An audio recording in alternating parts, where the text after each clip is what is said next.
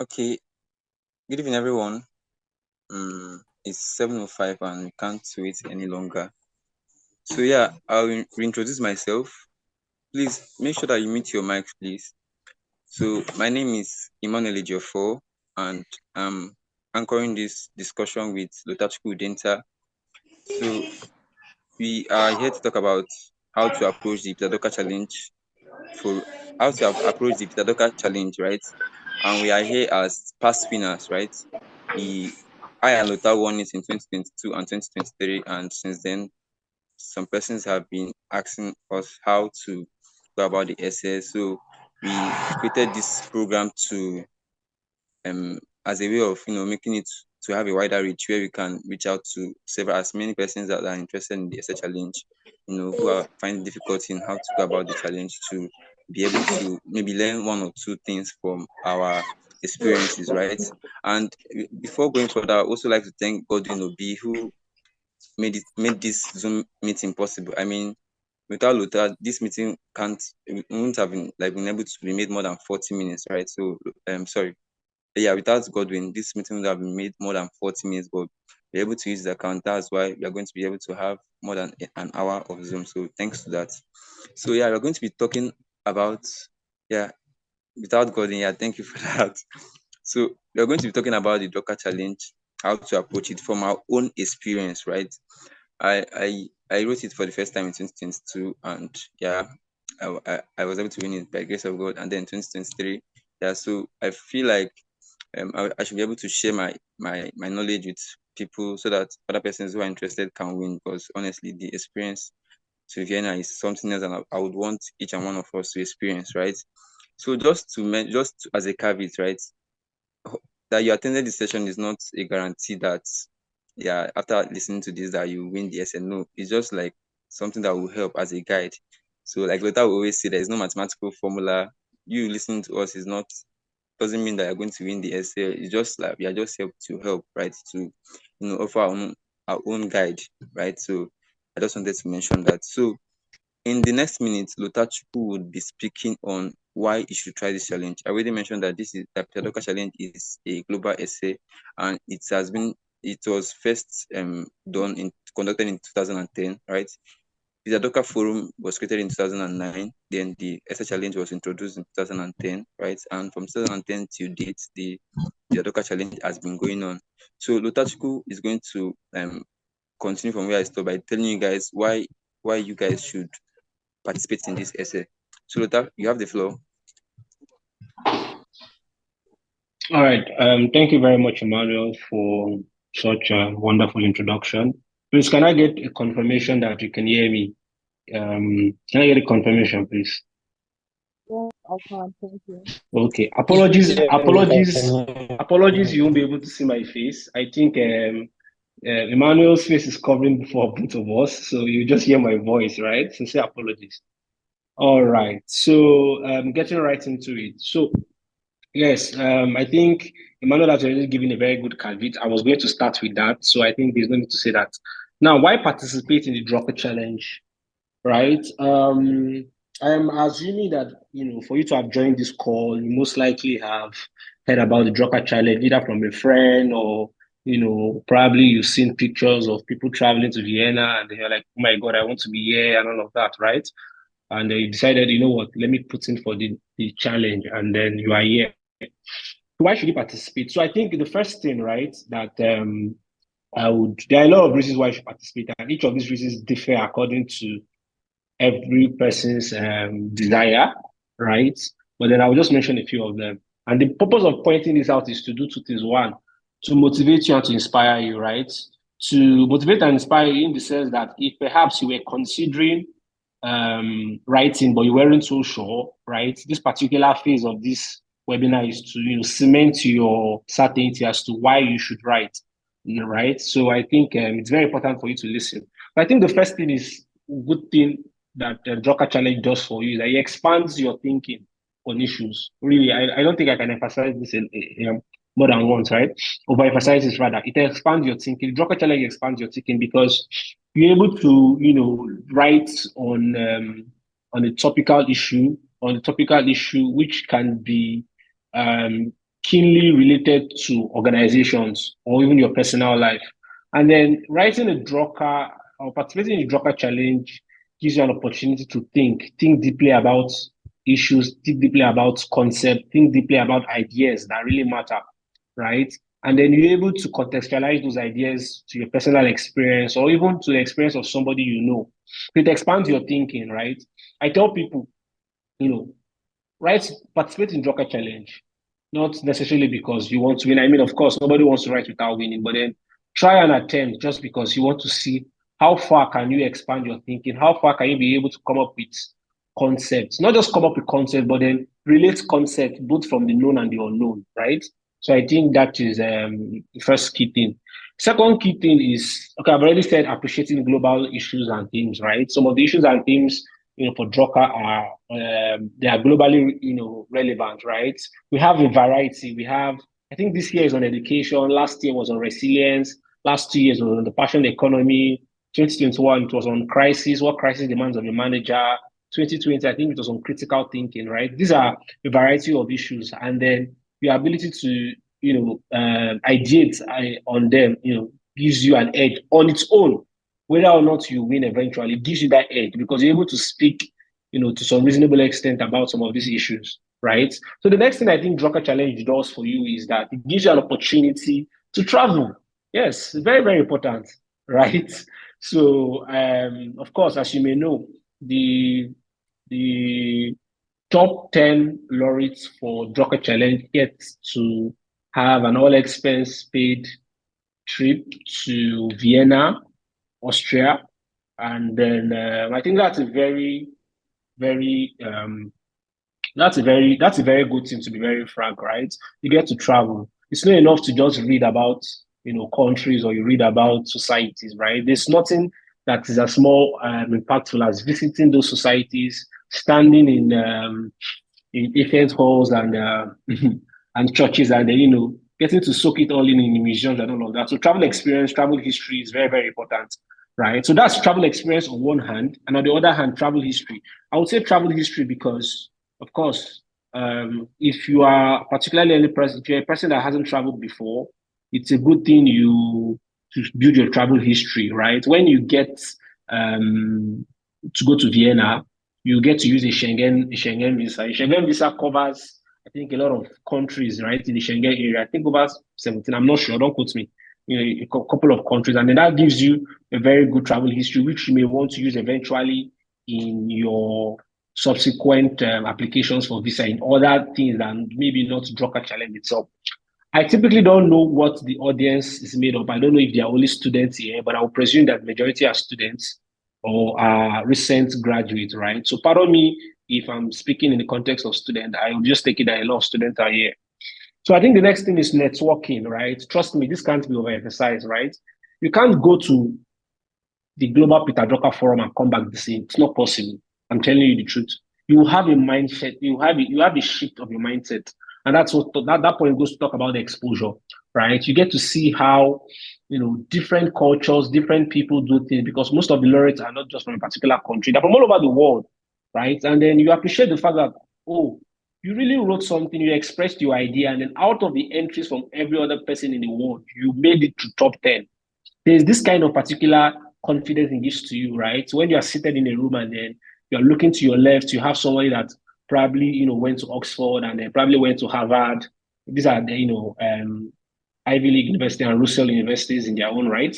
And then you are exchanging ideas with them, speaking with them, and then it just makes a whole lot of sense, right? It makes you more confident, in your abilities. Please, can you mute your mic? Who that is, please mute your mic, please. Uzobeke, please mute your mic. Thank you. Right? And then I remember in 2022, and okay, 2023 too, right?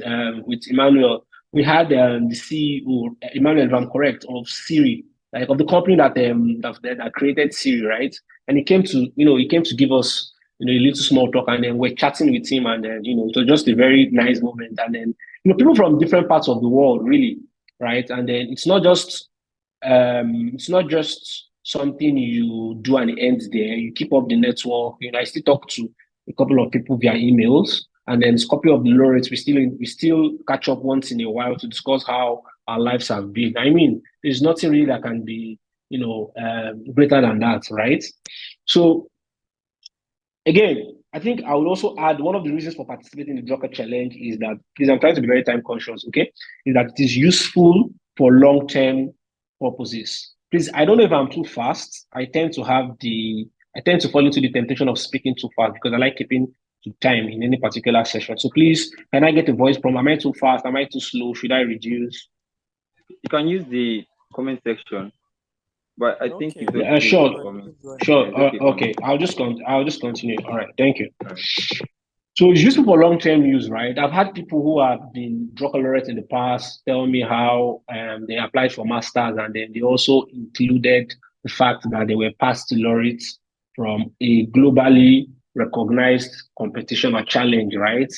As Drucker, and then it's a very big boost to your profile, right? Trust me, right? Again, like I said, you are not competing against people from only your country or your continent or your school. You're competing with people from the whole world. Really, that's how big it is, right? And then and people most times are not just people in undergraduate levels; they're also people in masters, PhD levels, Recording in right? progress. Right? And also professors too. Yes, I think associate professors, if I may say.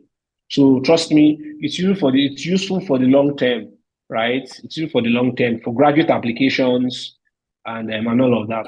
And again, to the very, very okay, no, before that, to also appreciate Peter Drucker, right? I mean, of course, Peter Drucker is a top management guru, and a thought leader in his own right. And then what other way than to appreciate some of his ideas, if not writing or participating in the challenge that was hosted in his name, where you get to expound or examine some of his thoughts on issues and then cross-pollinate those thoughts with your own particular concepts, right? And then just the last and actually the least, right? Why not?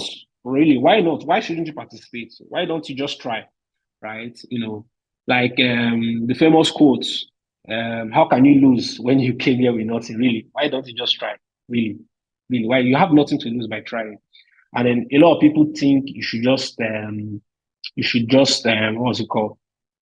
You should not try if you're not sure of winning. I think that's a very defeatist mindset, right? You lose 100% of the shots you don't take. In 2022, I'll just give a short story to round it up, right? In 2022, when I applied, I almost gave up, right? I said I wasn't going to write again. But then I remember that in 2020, I procrastinated, I didn't write. In 2021, I was very engaged, I couldn't write. So in 2022, I started and at some point, I'm like, you know what? I can't even do this anymore. But then I remembered I committed to myself that, you know what? I'm going to submit the worst possible work. That was how I started in the beginning, right? I told myself I was going to submit the worst possible work. What that means was that I reduced the threshold of, so it's a psychological game. I reduced the threshold of an expectation in, how will I put it? So typically, I knew that I felt at the risk of not submitting a work because I felt it was not good enough. So I already committed from the beginning to submitting the worst possible work.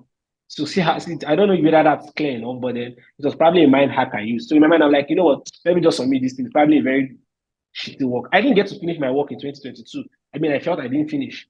But then, voila, I was sent a mail that, I was part of the laureate. So yeah, I mean, I think I spent a couple of time. I think this should inspire you. You should be able to, commit to starting, commit to finishing, and commit to submitting. See, trust me, and I'm going to say this at the end too. A lot of people that are here would not start. They will not write this essay at all. I'm a very practical person. They are just here to listen and feel good. They won't write it. Some people will start, and then at the end of the day, sorry, why do I have a call now? Sorry. Sorry, excuse me, I had a call. Can you hear me? I can hear you. Yes, I Yes. can hear you. All right. Some people will start Yes. and they won't finish. Some would not start at all. Some will finish, but then they won't submit because they would doubt themselves. Every single person that has gotten to Drucker, that I met in 2022, told me that they doubted it when they saw that they had won. I doubted it. I thought it was a fraud until it was real, until they started sending me what I should use to apply. I mean, sure, I didn't even believe it until I was in the flight to Vienna. That's the truth. So please participate, go online, see the nice pictures. I think they've been flooding all of those stuff on LinkedIn. inspire yourself. It's not really easy, trust me. Writing is a very, very, very, can be very hard. It can be very technical. It can be very dredging. But at the same time, the idea is to try. Like I said, you have nothing to lose, right? Thank you very much. And over to you, Emmanuel. So we go to the substance of this discussion. Thank you. Yeah, thank you so much, Lota. You did justice to that. I appreciate, and everything Lota said is like so true. Because I remember going to Vienna last year. I mean, sometimes I forgot that this partially paid up to like 2,000 euros to attend the event. So yeah, and imagine the opportunity of meeting people. And the funny thing is that when you get into that forum, when you get into that arena, like everybody even assumes that you're probably one of the big guys, and because they assume that for you to get into this place, you are big. So yeah, I cannot emphasize enough what the experience does to your mentality. Yeah. And so without wasting much time, so in the next 25 minutes, we'll try to talk about my own approach, how I approach the essay, the tips I use, and then Luther will also do that in the next 25 minutes, and then after which we'll go into the question and answer section. So yeah, the first thing I will advise anybody who is writing this challenge to do. Sorry, I need to be sure that you guys are hearing me. Can you guys hear me? Just notify. Yes, I can hear you. Yes, Yeah, I yes, can I hear can. you. Okay. Okay. So the first thing is to read the rules and regulation of the essay challenge, right? I mean, you have to read the rules for you to be able to play by the rules, right?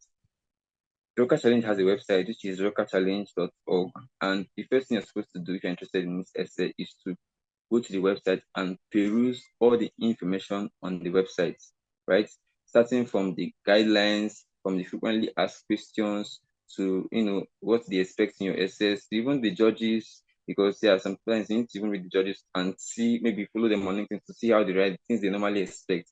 Like I know this guy, Joe Pitara, I don't know if I pronounce his name well, but then it's person that normally emphasizes storytelling. And when you read his post, probably it might influence you and make you to consider maybe inputting storytelling in your essay, right? So you have to read the rules, like make sure you go through everything on the website, right? And then after that, the next thing to do is to read the essay questions, right? And this about reading the essay question, you have to take your time to read it painstakingly, right?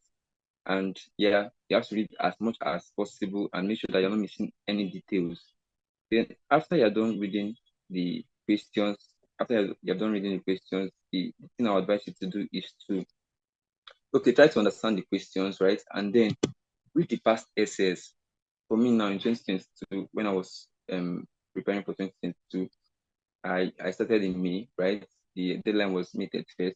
So I made a decision to read the past 5 years essays. And how I did it was that I focused on the top three, like top three of 2021, top three of 2020, top three of I think 2017. Yeah, if that's last 5 years. And then I read the top three. I focused on the top three because I felt like if I read everything, I may not get a sense of what it's actually looking for in a winning essay. I mean, they say shoot for the star so that if you don't land on the star, you can land on the moon. So I read the top three, and I normally start with the third one, then I'll go to the second position, and then before the first. I follow this step because I feel like if I read the third position, I'll be able to know what made it not go second. And then when I read the second position, I'll understand what made it not be the winning essay. I remember this essay I read. I don't know if it's that 2020 or so. No, it should be probably 2019 or 2017. Now, what I understood that, well, I felt like the person that took third or second, I don't know, was the person that enjoyed that essay the most. But then reading the essay, I found, for me, like if I was judged, I felt like the reason why probably she did not take the first position in spite of her beautiful story was probably because of her arrangement, probably because of some mistakes she made, probably because she was not too, what do they call it now? She was not too, let's say, she didn't do the editing seriously. Probably she rushed or something. You get to that's why you need to read the past essay so that you know what judges are looking for. And when you read this past essay, it kind of leads to make you understand the standard what these people are looking out for. So after you're done with reading, I don't know, am I talking too fast? I don't know if I'm talking okay. No, you're not. Please continue. Okay. So after that, then research, right? After I've done reading the 5 past essays now, you start researching. And before I continue, I would advise that when you're writing this essay, you have to give yourself a timeline, right? Now, for the past two times I've written, the timeline I gave myself was a month, even though I planned to make it longer, but something happened that I had to shift them to me, right? So give yourself a timeline. Let's say for me now, the past years I used me, right? So I think last year what I did was I said that 2 weeks is going to be dedicated to research, right? To researching about what Drucker said concerning the topic, what other people said, blogs, reading books, right? And then probably the next week will be on writing the essay, judging from what I've read and my own opinion. And then probably the last week is going to be about, summarizing, editing, pruning the essay, right? So you have to give yourself the timeline. This timeline kind of guides you and makes you, you know, when you set a target, you'll be forced to meet it. So I think setting a timeline works, right? So then I'll continue with research. So you're researching how I normally take these essays as literature review. Some of my friends know that I normally talk about how I enjoy doing literature review, how literature review is my favorite part. So I use this literature review aspect where now remember I told you that you have to read the essay questions carefully. There's this thing that when you read the essay questions over and over countless times, it kind of sticks to your head that when you're sleeping, you're thinking about it. So by the time you're researching, right? By the time you're researching, then if you're seeing points that relate to the essay topic, you're just jotting them down, right? So what I normally do is that I'll first of all browse on the books, Drucker books that talked about the topic for that year. Like now this year is next education. I'm probably looking for a Drucker test that hammers on education, that hammers on what the future education looks like. Just like last year when I was looking at trying to browse for books on please can you mute your mic, please? Later, please help me mute my mic. So I kind of browse on Drucker works that centered around resilience, right? But when I was going through Drucker, I noticed that he didn't use the word resilience per se. So I noticed I tried to use another method. When I open some of his work that I feel like relates to the essay, I'll just look for the word crisis. I'll look for the words that are related. That if once I find the crisis, I know okay, this is the book, and then I'll try to look out for the points that answers the question, right? And then I also look out for relevant books. Yeah, well, even though the essay is centered on Drucker, in fact, Drucker thought should not even be more than 40%, if you ask me, because you have to also look at other books. Like it's not, even though it's a narrative essay, it also involves research, right? It's not just using what Drucker said. No, you also have to input. In fact, I've read an essay, a reading essay that just mentioned Drucker, I think twice or so. So it's not, even though they tell you that you want to center around Drucker, yeah, you're also free to in fact you must use what other people said to make your work rich. And yeah, so when you're researching, it's not restricted to just books, right? You can research, you can look for articles that Drucker wrote a lot of articles. You can also look for blogs that wrote about the topic you're writing on. I remember in 2022, one of the works I used was an interview, somebody that wrote something about the interview he had with Drucker, right? And I saw that, sorry, let me meet this person. So, That's right. sorry.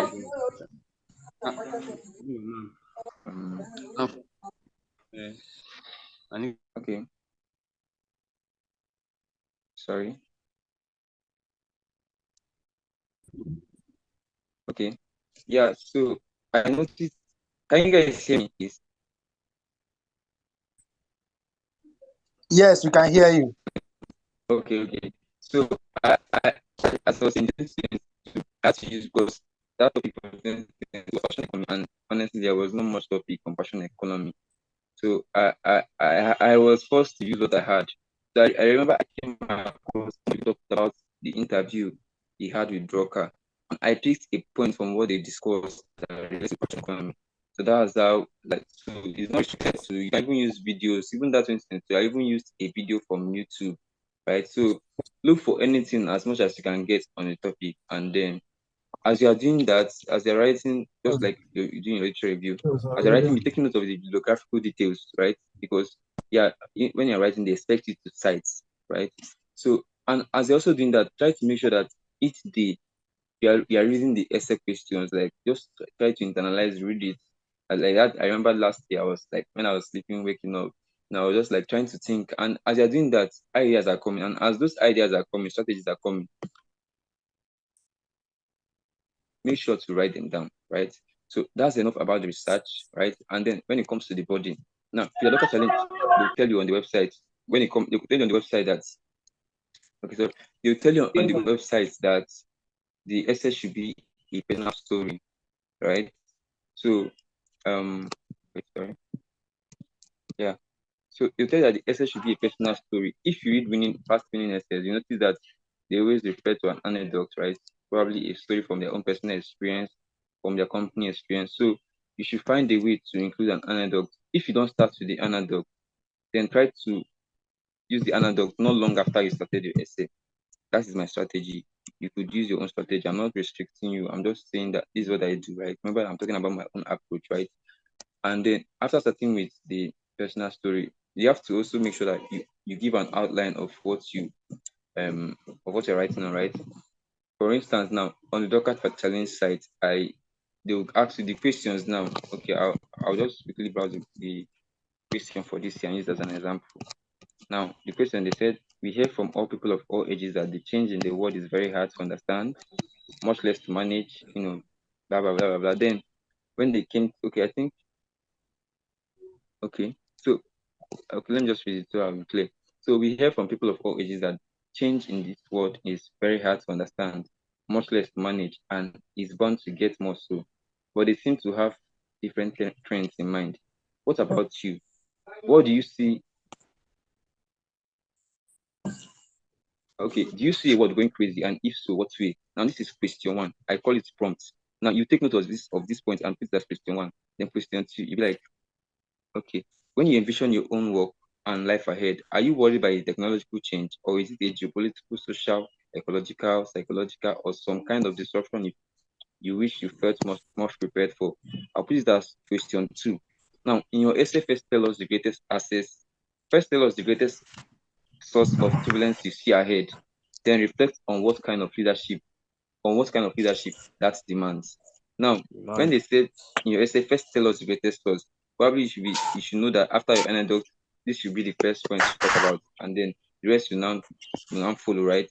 So I'm taking my time to read it so that you know that each of these places you see question marks, they're expecting your essay to answer almost all of them, if not all, right? Or answer at least a good number of them, right? And then they sit down, if you read down, they said when drafting your essay, please consider the topic related questions and their focused areas below. Okay, so let me meet these people.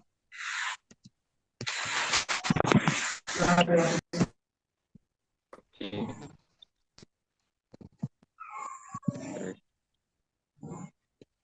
Yeah, so I saw they said when drafting your essay, please consider the topic related questions and their focused area below. And they said identify challenges leadership for tomorrow. And these are still, I think they still fall under essay prompts. But I see that some of them relate to the first one.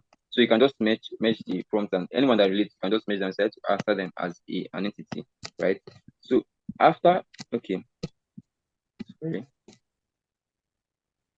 Now, after I taking notes of these points and brought them separately, I've told you before that your essay has to answer these questions, right? You may not point out how they answer any question, but in your essay, they have three answers to these prompts, right?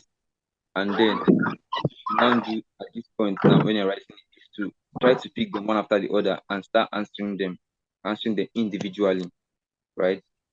Now, when you're answering them individually, what I did in 2022 was that I said, okay, a day I'll pick out a question that I would answer the following morning. Like let's say 4 a.m. I was saying my grandma then, so probably around 5 a.m. I usually wake up to work with my system. So I said, if today is okay, Monday now, I'll pick the first question now. Like that one they said about I'll pick the first question. And then from what I've researched so far, I'll try to look for the points in those researches I made that answers that question.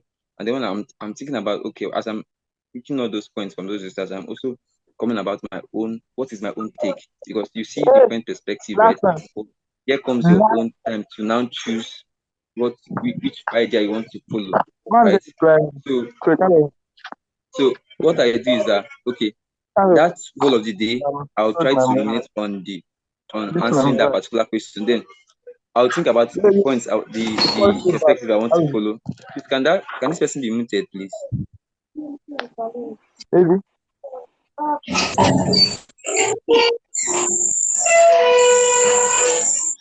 Okay. Sorry, give me a second.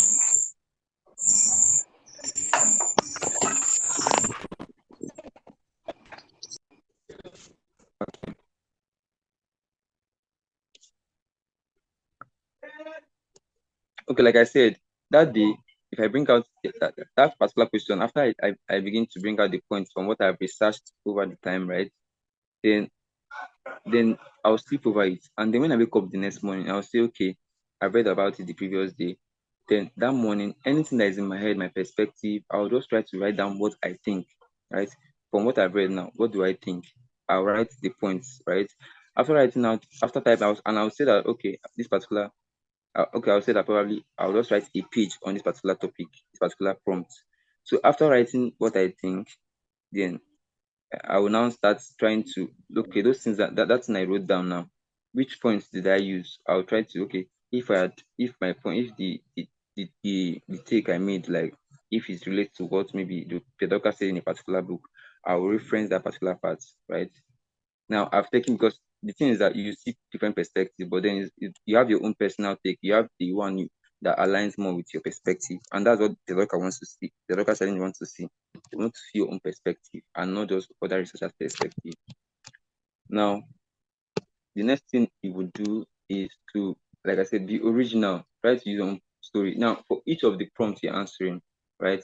Let's say, okay, the next day after I've done that for that morning, then the next question I was trying to also look for the points that I researched that resonates with that point, and then the following morning I'll write using what I read the other day, as a reference point. So I'll do this for the remainder of the SM prompts that till I'm done.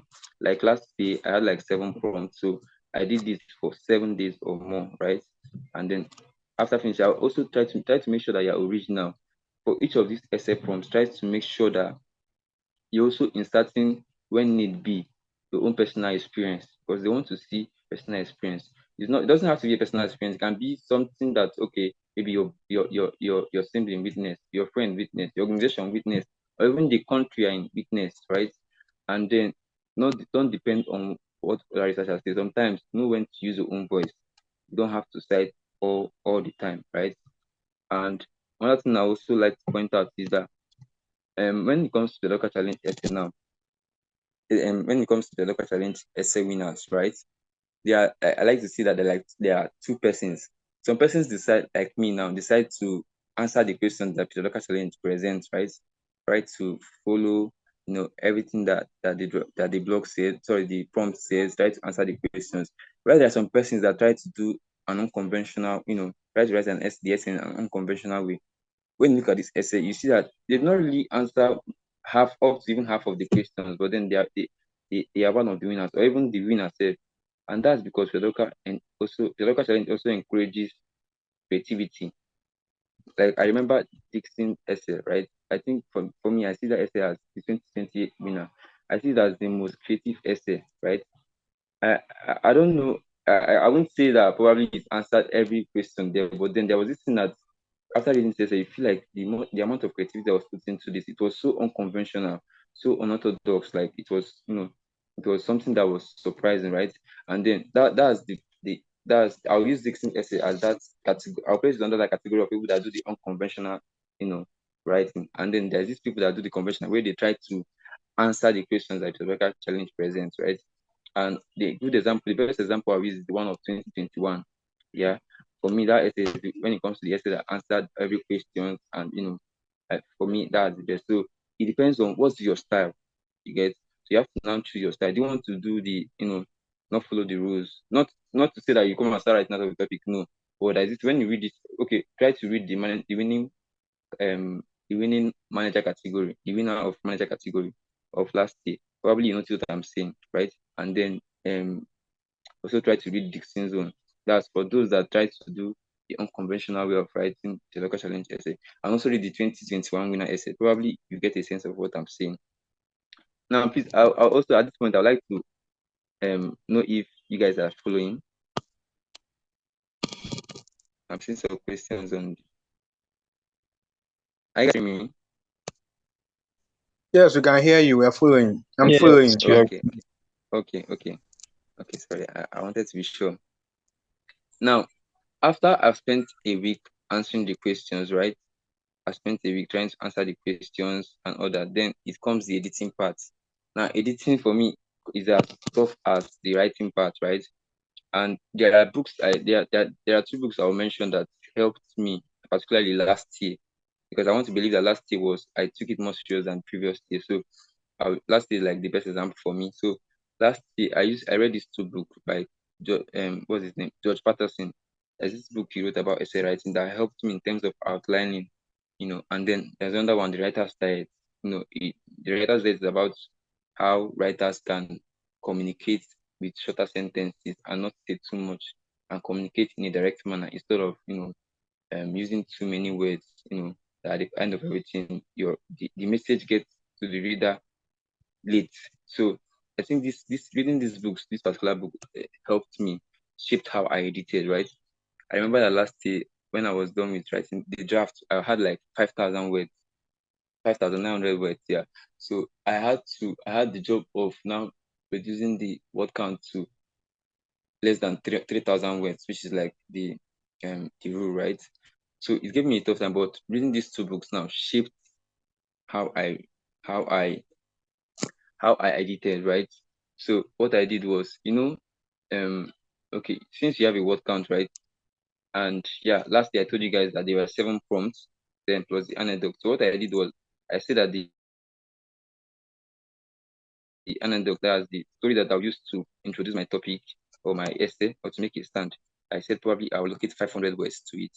So I'll make sure that my anecdote does not exceed 500 words, right? And yeah, then the first one we just said, where they talked about what are the keys to resilience. Now that keys to resilience is like the main points of the essay question. So I said, okay, this thing we need like maybe 900 words. I mean, since it has like this is like the first question and the most important ones, right? And then for the rest that were like small questions, I said, okay, this one will not pass 300. So I will not pass 300. I calculated it to make sure to know how like the best allocation I would do. So when I was now editing it, I tried to edit them section by section.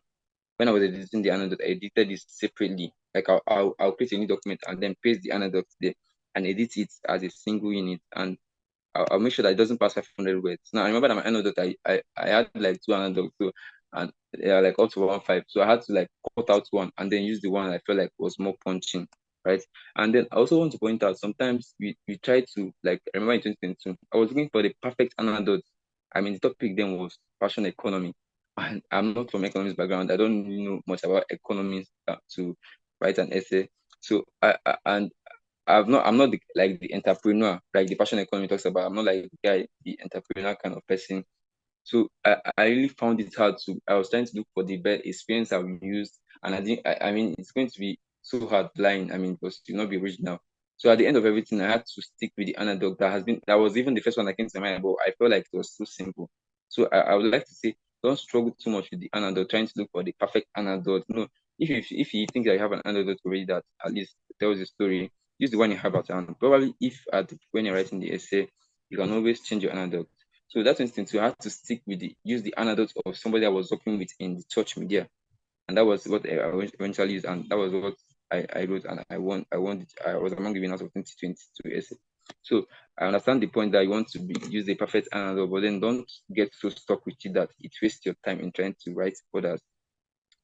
Now, another thing I also advise you, which is still in regards to editing, is as you're writing this essay, don't say that I was just writing this essay.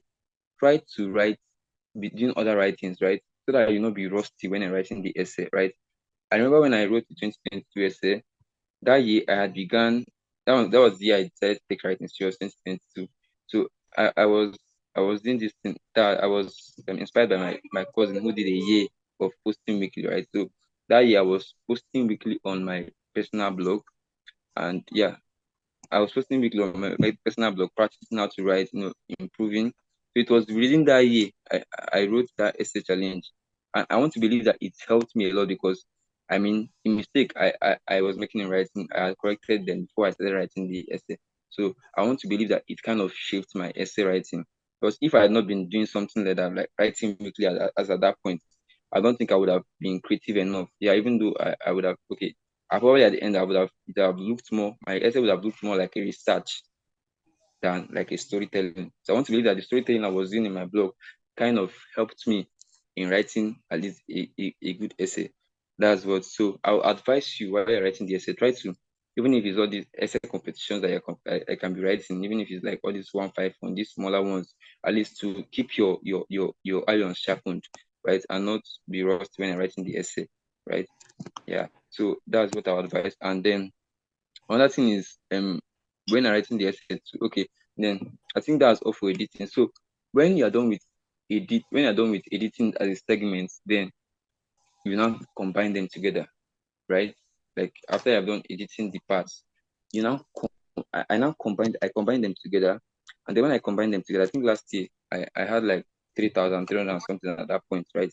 So I now start after combining them as separate things. I now start how to start like put them together and then try to read them to see if there is a flow, right? And while I was doing that, I was editing for grammatical error, for understanding error, for punctuation errors, for even spellings, right? And while you're doing that, I also tried to I mean, I had just like 3,000 words, right? I had to do less than 3,000 words, but I still had over 3,000 words. So I had to come and start. I think I had to come and start editing them again, like to cut out the ones that you are more. So when I was done, and I was done with editing, I combined them, and I think it was now less than 300. In fact, I had to even let go of some points. Yeah, I remember this point that I left out because there was no way I could accommodate it. Yeah. So after after after editing it after the editing now, I now start the prompts, right? I arrange them according to the prompts. But then I understand as a writer that there are some points that I feel like, based on how I told my story, that I feel like should have come first, right? So there comes the time to now arrange the structure of the essay, right? I probably felt like, okay, this one should come first because this one, so there will be like a flow because you're trying to tell a story and making it have a good flow would also aid reading of the essay. And I feel like, okay, that was this point. I feel like this one will best left for last, or this one will go in sync. So this is the point where you start editing to make sure that everything is, aligning well, right? Because you have to make sure that your essays they connect. Yeah. And then I think that's all for editing. And then when you're done editing and this editing now, try to read it again, right? And after reading it again, now I would advise you that to probably take 2 days off, if possible, if the deadline is not on, like if you still have time, 2 days off or a day to stay away from your essay. I got this hint from the guy that got with this thing sent to me on 2022. Take a day or two off your essay because there's this thing that you've always been with your essay throughout that your mind is even might not even be even recognizing mistakes again because I've gotten so used to them. So take time off your essay like a day or two, then come back again. You even begin to see some mistakes, some things that were confusing. You get so then after that I also gave the essay to my friend to help me review, right? And this part, I would advise you to be very careful when giving people essays to review because when you give too many persons essays to review, like 4 or 5 persons, at the end, if you try to input all their corrections, at the end, it might not be your story you're telling again, which Docker wants, but their story. So you have to be careful. Even if you must give that 5 persons, try to be careful to know when to input corrections and when not to, especially when the corrections they're giving does not align with your originality because they want to see the real you. You get. I remember last year, the friend I think I only gave it 1 person to read. No, 2 persons. Yeah, Donald and Chisom. So I gave it to Donald to read, and a point that Donald pointed out. I mean, he said something that my essay heading, the headline, like the headline, yeah, does not really buttress or does not really portray what I wrote in the essay. There was a confusing stuff, right? So when I saw what he said, you understand, he meant, I said, so I had to correct it. And when I did that, it made my essay clearer. So this is what an insight from somebody can do. And another thing I also advise you to do now, when you write an essay, you probably want to give it to those that you think that are so big in essay writing. Probably want to give it to Lota, give it to anybody, that I feel like they are big names in writing. But then you forget that your audience probably are not as big writers. So you want to write things that will captivate your audience, right?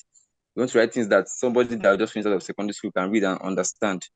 You get. So what I advise people to do is, when I don't write in essay, also try to give it to somebody that is simple, somebody that is not into academics. Maybe your sister, your brother, your friend, your friend that is not really into academics but that can read. Yes. But when they read the essay, try to ask them, what did you get from this? What point do you think I was trying to pass? Then when they tell you what point they think they thought you are trying to pass, then analyze and see if it's that point you actually intended to pass. Because you can write something thinking you're passing this message, but you are passing the opposite message. So I believe that when you're giving to people that are pros in writing, and also try to give it to simple persons that will give you feedback, is a feedback that I know, okay, this message that I was passing across is the message that I intended to pass across, or it's not the message, I can correct this, and then I don't know if you understand, but I feel like it will help. Then after that, probably give the essay after you're done with the final editing. Also give the essay to a day or two if you have time, and then after that also after that, then you can now read the essay again. If you don't find any mistake again, then you submit, and you don't have to struggle to be the first to submit. You can decide to submit 5 days. So if there's anything that probably happened, because you might submit early now, and at the point realize that I would have told you story. So probably leave it maybe like 5 days. I'm just suggesting so that you don't miss the deadline. Just don't be in a rush to submit.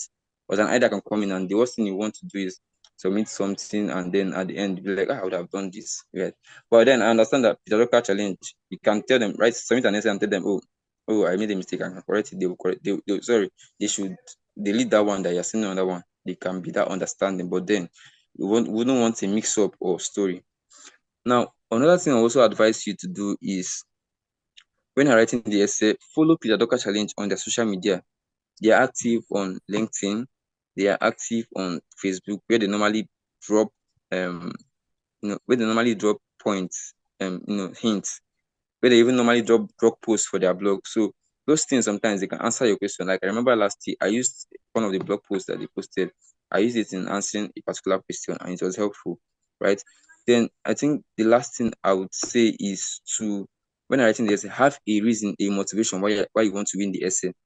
Now I remember last year, my sole motivation for reading the essay last year was that the degree results came out, and I didn't do well. Like I was angry with myself, and I felt like, winning this essay will actually be a form of a redemption for me. I mean, winning this essay top 3 might probably maybe elevate my mood for the year. I mean, the year started badly for me in my own way. Probably at the ending, I can use this win and then maybe console myself. So that motivation was what kept me through when I felt tired, So and then the previous year, I think my motivation that time was that I just wanted to probably recognize in international contest. I mean, I was not able to go 2022 due to some reason, but then just being able to even be mentioned as one of the laureates was it was more than enough for me. Like so I like to think that when you have a motivation, like something that will motivate you, that motivates you, as a reason, I think it can help you, can keep you going on the days when you feel like you're not doing something. So I think at this point we'll hand over the mic to Lota for him to give his own experience. Thank you.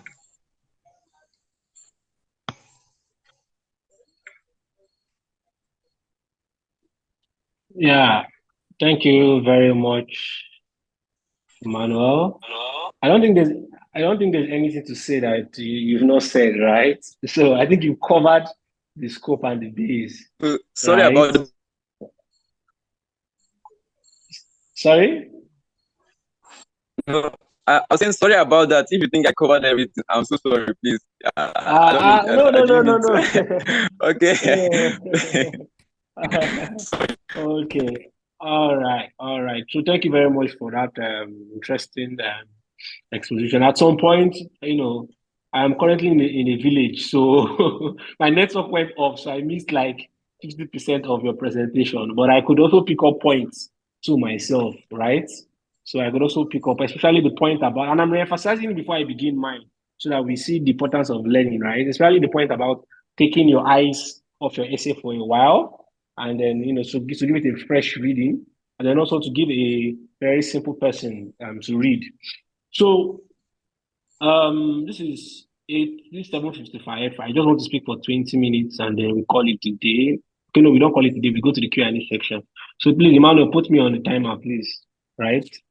So can everyone hear me? So just so I'm sure, can you hear me? Is the network lagging? Can you hear me clearly?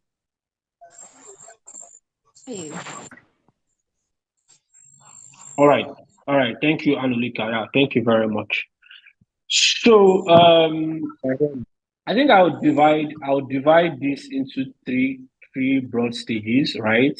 Pre-writing stage, writing stage, and post-writing stage. Right. Meanwhile, before I begin, I just want to point out that for me, I had spent sufficient energy, right? Elaborating on the process I used via an article or a blog post on Medium. And then for some people that are here, I think I've shared that link, right? And then I'm just going to touch a few points, and then I'll probably send the link on the chat box so you can actually read up on it. And then for questions, right, you can ask questions when the Q&A comes.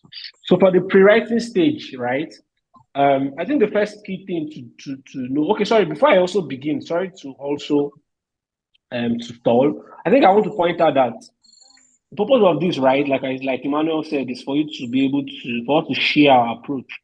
Nobody's going to share any winning formula for you here. If that's what you're looking for, forget about it. Maybe you may hear it from Emmanuel, but you probably not hear it from me, right? I don't believe that there's any mathematical formula to winning Drucker. I believe that, yes, there are some baseline principles that you should generally follow, but I still do not believe that there's any mathematical formula for winning Drucker. So what that means is I may say some things that may slightly contradict Emmanuel or may actually supplement what he's saying. You don't need to be asking, oh, which one do I follow? Of course, you should know that when it comes to essay writing, things are really subjective, right? So what that means is you pick up the ones that applies to you, the ones that you think are effective, and you get to use it. So that's just a little intro. I don't even think I will contradict anything I said, by the way, but just in case, yeah. So your pre-writing stage, right? The first thing is to know who Peter Drucker is. I think that's a very, very fundamental thing. You can't be writing about, you can't be participating in the challenge, and then you are not. Is my voice echoing? Just so I'm sure, is my voice echoing? No, it's not. It's not. Okay, so you can't be writing the challenge in honor of a person that you don't know who the person is. So I think the first preliminary thing to do, right, in the pre-writing stage, right, is to just generally do a Google search of who Peter Drucker is, right? Who is this guy that is even in whose honor this essay is being held, right? Just do a quick Google search. Who is he on Wikipedia? Maybe Wikipedia, just to have a very quick and fast understanding of who he is. Then the next thing is to actually visit the Drucker Challenge website. I mean, it goes without saying, right? There are people who told me they want to write. Me, I'm very practical. I will drag people. I will say it, and then and then they ask me what is the challenge about. I don't reply such people. That's the truth. I will never reply you. If I reply you, I'll probably not even tell you anything because you have Google, right? You know that the challenge is called the Peter Drucker Challenge. Why would you still ask what is the challenge about? So if you're on this call, you are like that. I don't know what to tell you, by the way. So please visit the Drucker website. I think you should spend a lot of time on that website. I mean, not a lot of time, but an appreciable period, right, on the website. What do? You go down to the archives, check past essays. You should read previous essays. I think that cannot be overemphasized. I think Emmanuel had mentioned that. It helps for two key things. One, it helps for style and strategy. Sorry, style and approach, right? It gives you a firm generalist sense of how to approach the essay, in my opinion. Right. I mean, why participate in an essay and then you are coming when there are people who have written, how many years? I think 14, 13 years before you, and then you can't go through their work. No, I'm not saying you should go through everybody's work. Like Emmanuel said, he went through the top 3 work. I think what I would advise you to do is I don't know. I didn't pick top 3 work. I did it randomly. So first thing I did was I first picked the first work, the people that took first. Then I think I picked Africans and Nigerians, right, that wrote, right? So I'm assuming that 90%. Which person's? Sorry. Which person's? Emmanuel, please mute your mic. Yeah.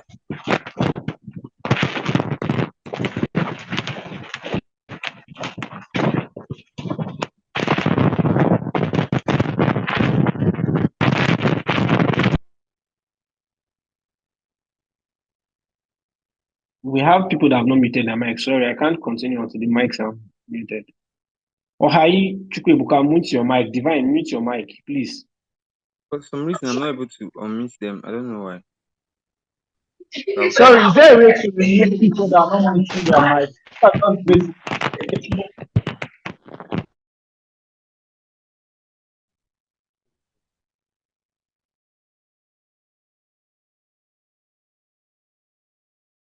Lotas, please unmute your mic, Lota. I just muted everyone. Unmute your mic. Okay, thank you. Yeah. Okay. Sorry about that. All right. So, like I said, it's not important for you to download all the essays, right? You could download. What I did my time was I downloaded, I prioritized the Nigerians or Africans that had written and they had won, right? And even those that didn't eventually win, I downloaded their essays. Why?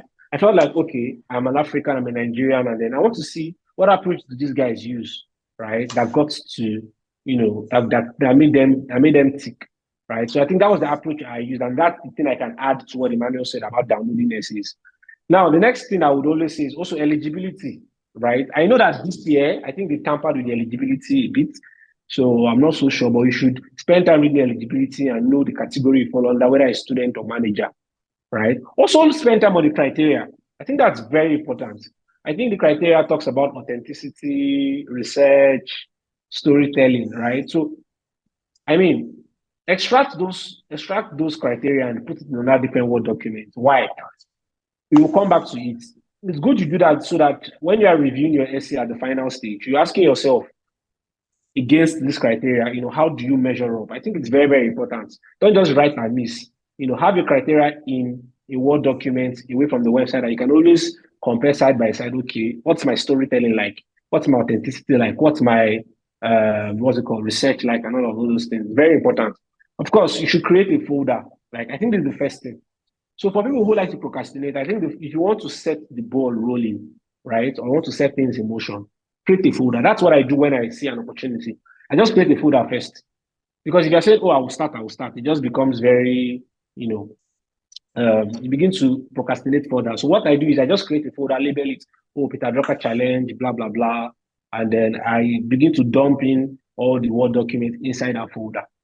So now the next thing is for you to read Managing Oneself. I think I like to point this out anytime I speak about Peter Drucker challenge.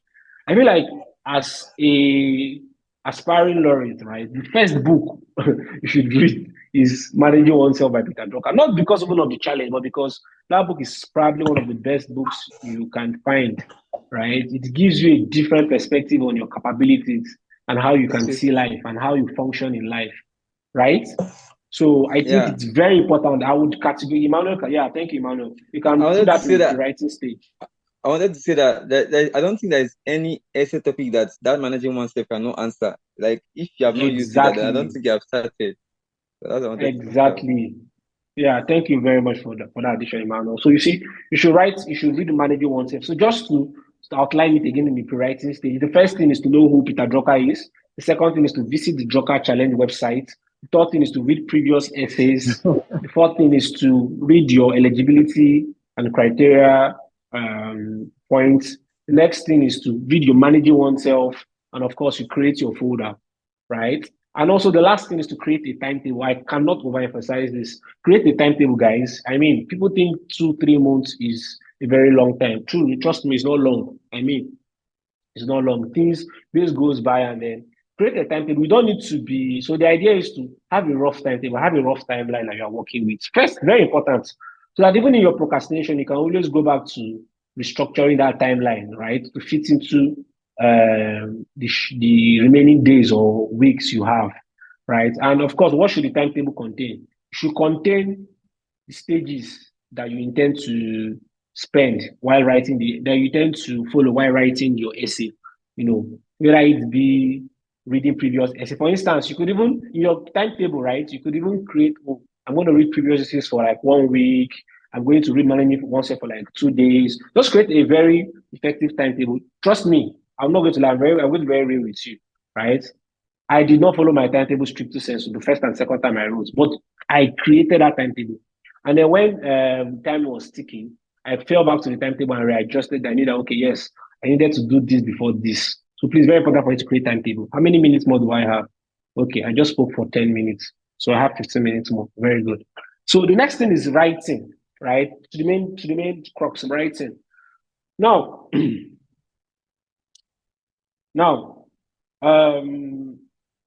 I think the first thing to do in this writing stage, like I said, right, is to extract your essay prompts. Essay prompts are those questions or ideas that have been raised, right, in relation to the concept or the theme of the challenge for the year. You would understand if you have gone to the website. I need no further explanation. Those are essay prompts. So what I do is extract the essay prompts into a Word document, all of it, extract it into a Word document, right? With the theme or the topic. I don't like calling it the topic. I call it the theme because you can have different topics and then underlining all of those topics are a singular theme. So I can refer to it as a theme, not a topic, right? I think the theme this year is education. I don't really know. I've not checked it out so much. I'm very frank with you.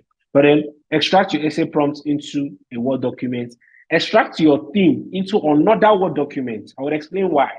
Why? Because the next stage is for you to brainstorm, right? And when I mean brainstorm, trust me, this is where it gets interesting, right? So just so that I know that people are following, I think I want people to type interesting in the chat box. Type interesting in the chat box.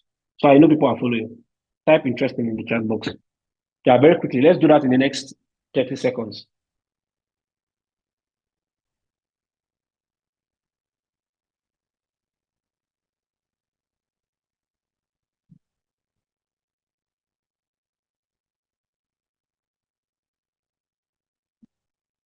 Instructions. I said type interesting. My brother typed more than interesting. Okay.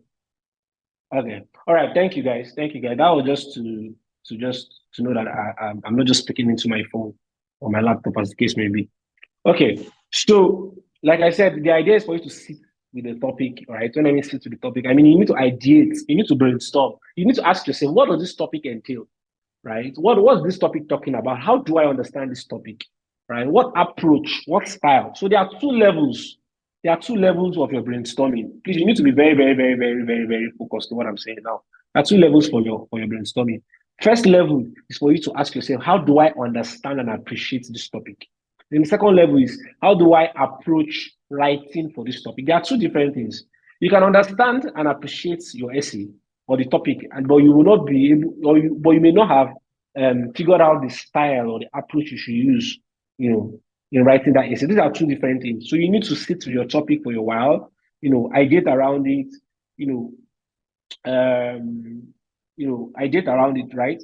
And the next thing you need to do is open another Word document. I think I've said 3 Word documents. Now, if you are writing, you understand what I'm saying. Open another Word document. Title it synopsis or synopsis. I don't know if I'm getting the pronunciation correct. But then what that is write your understanding of the topic. Just pour it down from your head. At this stage, you are not doing any research. Just pour down your understanding of the topic. Like, see the Word document as a tabula rasa. Tabula rasa should mean clean sheet, if I'm not mistaken. Pour down your understanding of that topic. What do you understand? Why this is very good is that, so if you read the website, you will hear that you would read something similar that sounds like this essay prompt is not limited. The essay is not limited to the essay prompt and all of that, which is true. You are not limited to the essay prompts. In short, I would advise you even do this first before even copying your essay prompt in another Word document. Why? So that you're able to really get your original thoughts about those topics or about that topic. You don't need to actually confine yourself to the prompt that was raised, You don't need to consign yourself only, let me use that word, only with the prompts that was raised in the website, right?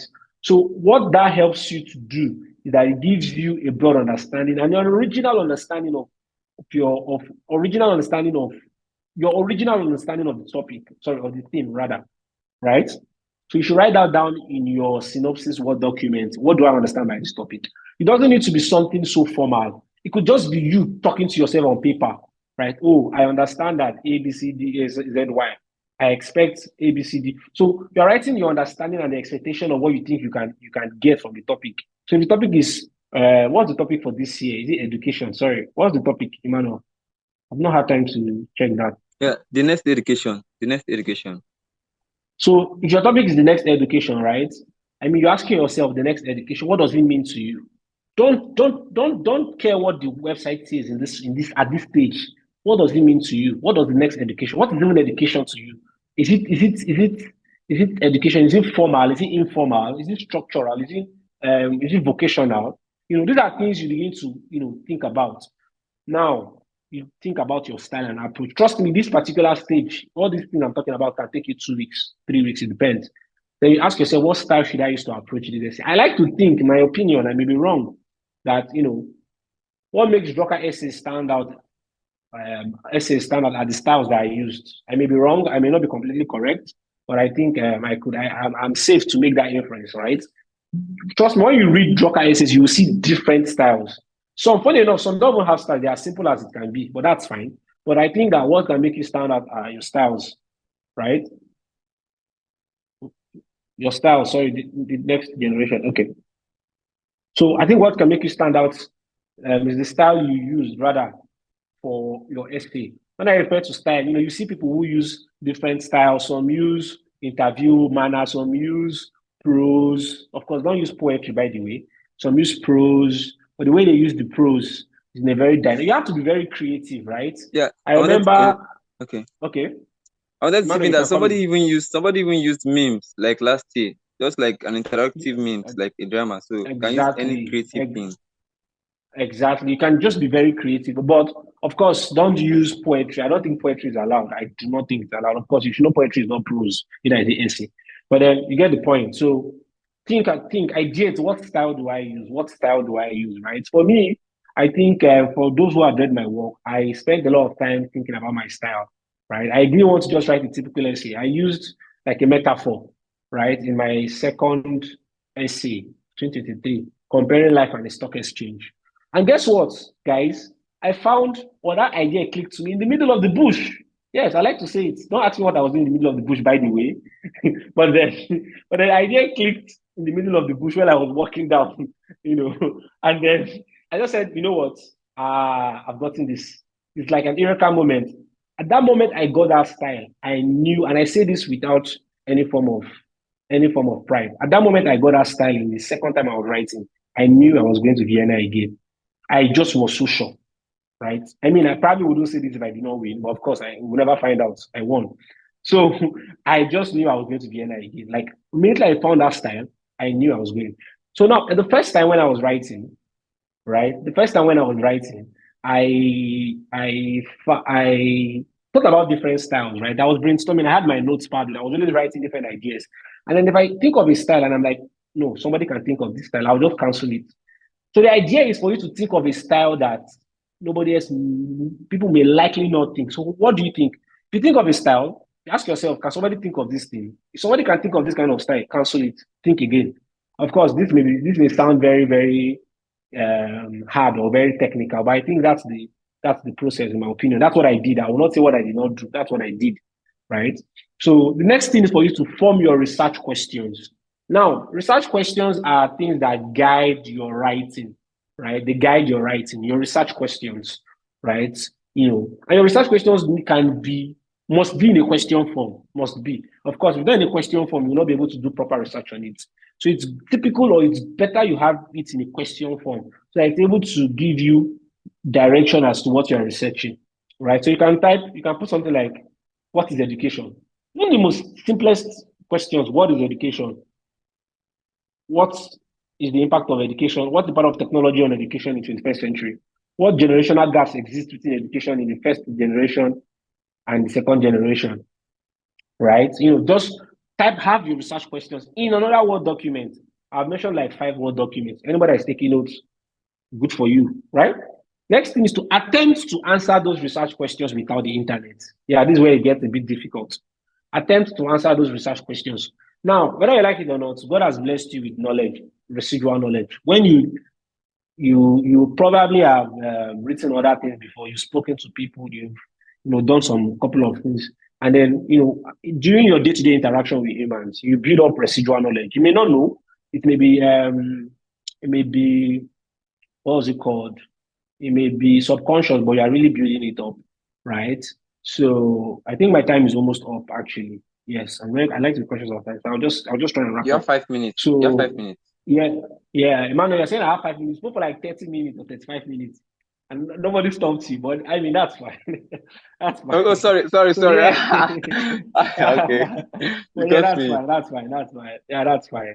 So attempt to answer your research questions without the use of the internet. Then prepare an outline, another Word document again, right? Prepare an outline. What does an outline do? An outline now contains the subtopics, right, of how you think you should address the essay. Now, don't think too much about this outline. This is a first outline, right?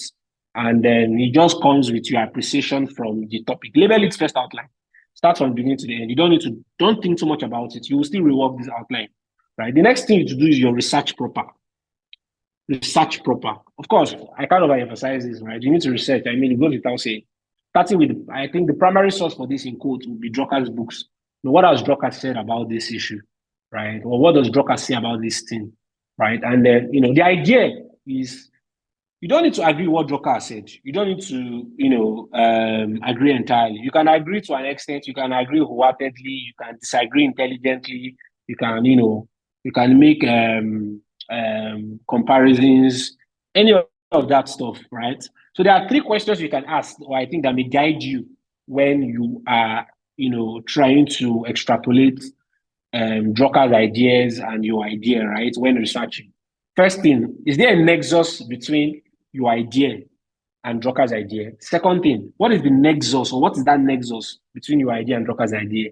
Third thing, what is the impact of technology, art, generational gap, which other thing? Race, gender, which other thing can I mention? Right? You mean in So terms of what the is the next impact of generation? these things? Okay. No. So I'm not so just so that I can give a proper clarification. Okay. Please, I'm not speaking strictly sensu as to the topic for this contextually, right? Anything that has been said. So not contextually, I'm not digressing substantively into the topic. That's not my work. That's your work that is going on. You people that are writing, I'm not doing that. I'm giving you general ideas on how to approach extrapolating ideas from Drucker's book into your essay. And I said, or the key questions I have raised that may be necessary or that may be very important to guide you while doing such. Is there a nexus between your idea and Drucker's idea? What is that nexus? What is the impact of technology, generational gap, race, geopolitical, whatever? What is the impact of these things I mentioned on that nexus? So if you get these 3 things, then I think you can be able to either agree, disagree, intelligently, or debate or compare. You get the point? So that's the way you should approach it. Do you understand? So I feel like when you do that, you're able to appreciate the book better, or the material, whatever material it is, in terms of what Drucker is saying, right? Because it is in his honor that this essay is being held. Of course, you should know that you don't need to rely only on Drucker's book. You are free to, to also use other sources, interviews, blog posts, websites. A very underrated, very underrated, very underrated research material are YouTube videos. I'm not even kidding you. YouTube videos. When I was in passion economy, I think I spent a couple of time watching YouTube videos. Trust me. And this is a very important secret. Probably we don't speak too often about, right? YouTube videos, really. And then you could just watch TEDx videos, watch different interviews on this subject matter, right? Of course, you could cite them. right? And then it also helps you expand your understanding of the topic. And, very, very important, so you should add that. Of course, that's how your research proper should be. And then, of course, the main thing is your writing itself. But before you write, when you are doing your research, right, what I did was I dumped all my research into a Word document, right? So what I did was I dumped my research into a Word document. If I see something and I like it, I just copy it, right? Paste it in a Word document. Now, the idea is to have all my research into one particular document. Trust me, my research document could be as long as 30 something pages or 40 something pages. I just want to have everything in one particular place. So what I do is after I get the extract I want, I footnote that particular section. I divided the Word document into different sections. I just footnote a particular. So if I've gotten something from like YouTube videos, I type it and then I footnote the YouTube video. I've got something from Drucker's book, I put it there and I footnote Drucker's book in the same Word document. What that does is that it helps you take all your research points into one particular document so that when you are reading it for the second time, you're able to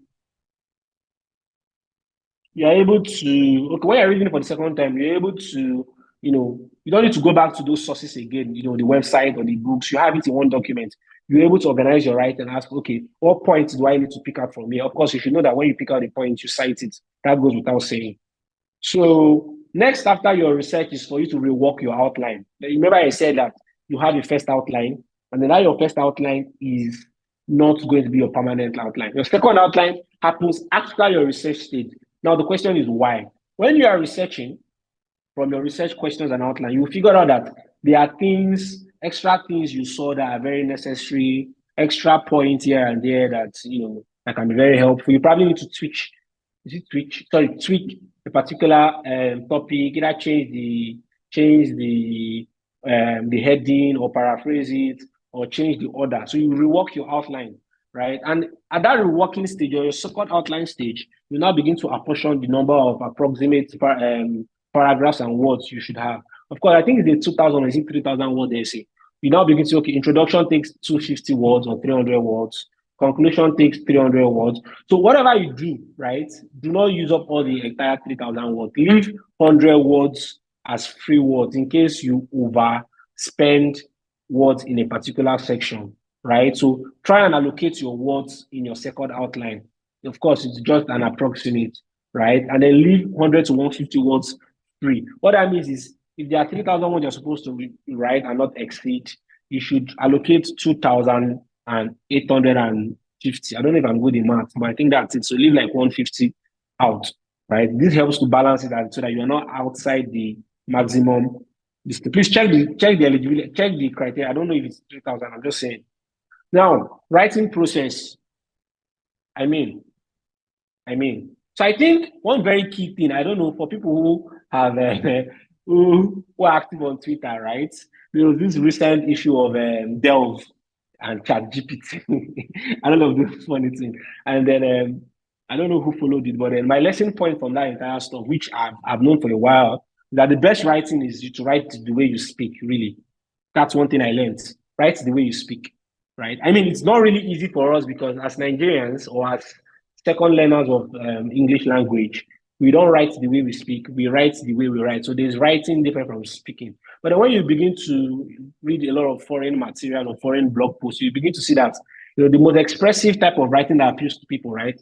And when you write the way you speak, that easy, flowing, personable touch of writing, right? The sentences shouldn't be long.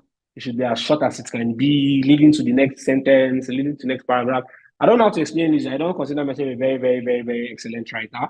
I'm still in the process, but I think this is where you hit nail on the head. You begin to write. Of course, you should have an introduction, a body, and a conclusion. That goes without saying, right? So I think we should begin with your thoughts, right? Remember, you pen down your thoughts about the topic in a different Word document. So start with those thoughts as it is, right? You need to use those thoughts, right? Then supplement it with your research. And that's how you begin to flesh it out, as you go along the way for your writing process. Of course, the next stage is your post-writing stage. I think it's very simple: review, refine, edit, and all of that. I'll just point out something very quickly, right? I always say this: please be very careful when you're giving people work to review. so that you don't lose out your voice or you don't lose out your tone. I think Emmanuel pointed it out, so I'll probably not emphasize it again, right? So just be very careful. Fun fact, and then it's not on purpose, but I never give anybody to review my essay. I never gave anybody. Sure, I submitted 15 minutes to the deadline, so I didn't even have time to go through my essay twice. I read my essay only once. Please don't be like me. It's not a thing of pride. I read my essay only once, and then I just submitted. I didn't even have time. 2022 or 2023.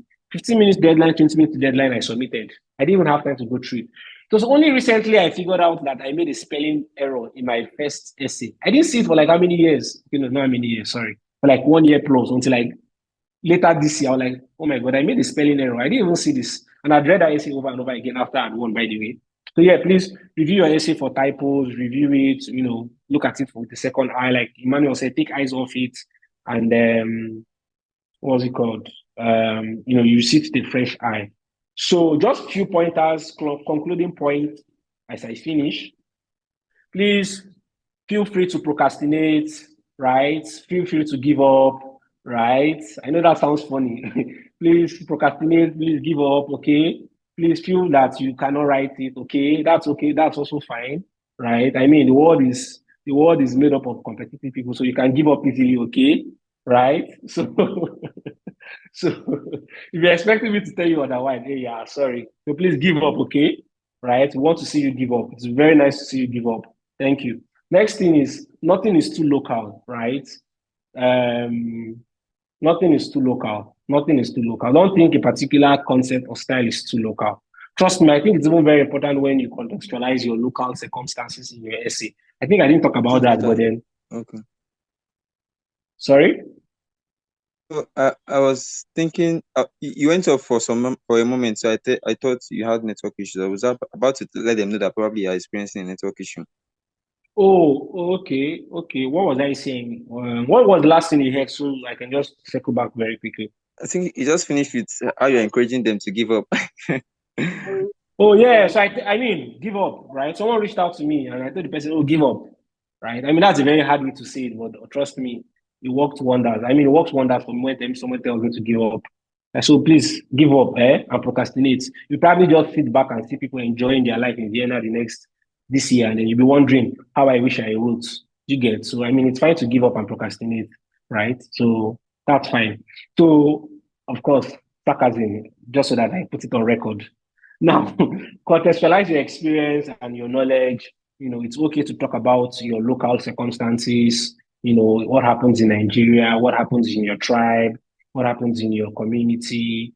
It's usually very gives you that personal touch. What happened in your life, the life of your father, mother, parents, brother. It gives you that personal touch, right? Have a core why, right? Have a core why. A core why is why are you writing this essay? Like I said, that's why I started with why participate. Have a core why that can bring you back or circle you back to continue your essay when you are tired. I think that's all I have. Thank you very much for listening. And then we have to move on to the Q&A very quickly. If there are no Q&A, if there are no question and answers, we'll just call it a day. But then I think over to you, Emmanuel. We need to finish this meeting, before maybe 8:35 or 9 o'clock. Okay, just like you finished before 2015, right? 8:15, right? Yeah. Okay, so yeah, quickly before the Q&A session, I'll just mention that like Lota said, you don't have to read only the top 3. Just pick the interesting ones, the ones that you also find interesting, bring from the topic and read. And then also, as you're reading the essays, the past essays, don't just read them. Try to make sure that maybe before you start reading each of the past essays, that you read the essay topic for that year, everything, and then know how the person was answering the question. It helps. And yeah, what you find in the guide, you also find in the guideline of the local challenge site, which I dropped earlier on the chat. That the recommended style is the Chicago style, right? So what you have to do is when you go through the essays, probably my own or Luther, you see how the Chicago style works. It has the footnotes and the bibliographical details. You can also read more on the style, probably to help you. And yeah, another thing I wanted to mention is probably at this point you're like you don't know whether you should continue with writing a Peter Drucker challenge. It seems like a lot. But what I advise you to do is just try to like Luther said, if you write, how will I put it now? If you write, what have you to lose, right? You don't have anything to lose. And I would say this confidently that the best written works of my life has been Peter Drucker challenge essay. Like when I won in 2022's essay was the best written creative work I've ever done, and that was because the local challenge kind of had this way of pushing me to the limits. And then when 2023 one came, it was also the same thing. 2023 replaced 2022's as the best work of my life. And probably this year, probably it's not like I'm saying I'll win if I was eligible, but then I know that probably it have moved me to maybe like writing a better essay like last year than last year. I feel like this essay, even apart from winning, this challenge kind of also gives you the chance to also stretch your writing ability to improve. And also forget that this writing this essay challenge also teaches you about the topic, right? I remember last year, I always tell my friends that writing that essay process taught me about life. Like it gave me a perspective about life that even to today, I still benefit from it, especially about that resilience, right? Like apart from you knowing everything about that topic you read, I mean, I know about passion economy now, even though I didn't know about it before because I wrote the essay. Then last year I wrote about resilience, I know about it. But then writing last year's one kind of made me, I mean, it changed my perspective about life. I got to experience that the most successful persons on earth have witnessed the most dangerous or the worst setbacks. So it kind of changed my perspective about life. So I'm probably writing this as education can also, I see that can also make you, have a new perspective towards education, which you wouldn't have had if you did not try the essay. So I can go on and on about the benefit, but I think I'll just rest here and then go over to the Q&A. So Lota, I think how we do it is that probably the first question I'll answer, then probably the second question you answer.